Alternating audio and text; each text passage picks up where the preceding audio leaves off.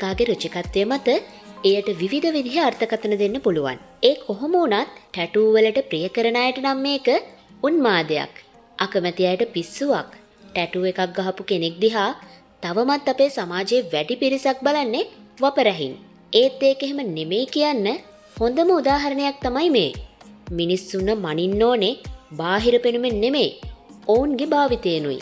ලෝකෙ පුරා විසිරුණු ටැටූ ශිල්පීන් 80කට අධික පිරිසක් ලංකාවට ඇවිත් අපේ මිනිස්සු අපිරිසිදු කරපු පරිසරය ලස්සන කරන්න හදන මේ වෑයමේ ප්‍රතිඵලයක් තමයි ඔබ මේ දකින්නේ.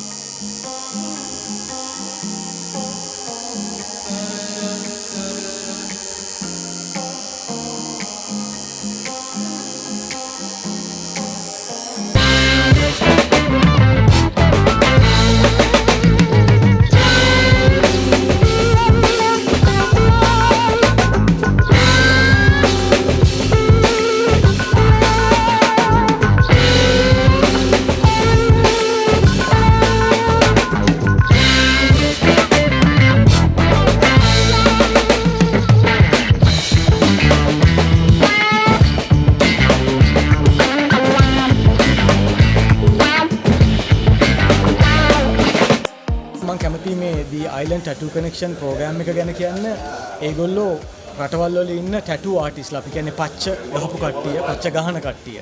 ඒතකොට මේගොල්ලෝ ලංකාවට ආව රටවල් ලෝක පුරා ඉන්න හැම රටකම ඉන්න දක්ෂ කලා ශිල්පීන්. ඒගොල්ලෝ මේ හැවිල්ලා අපේ පරිසරය රැකගන්න ශ්‍රී ලංකාවේ ලස්සන ලෝකෙටම කියන්නේ ඒගොල්ලෝ වැඩසටහන් කරනවා.